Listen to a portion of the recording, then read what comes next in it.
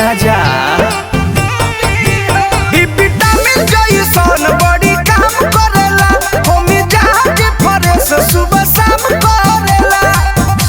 प्यारी से पहाजा में लुटा जही बे राजा जी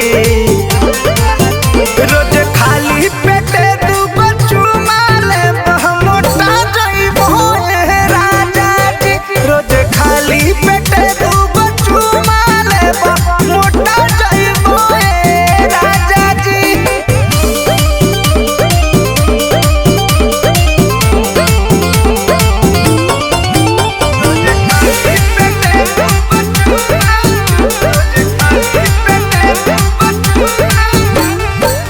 सैया शुभ दयाल बात मान लो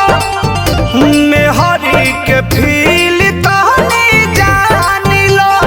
अरे जान लो डेली डाइट के टाइट व्यवस्था बा नहीं एकरा से बेस्ट कोनो नाश्ता बा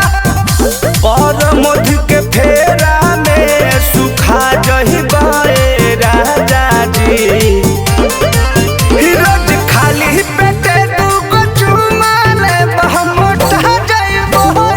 राजा जी रोज खाली पेटे तू बच्चू माले मोटा जइबो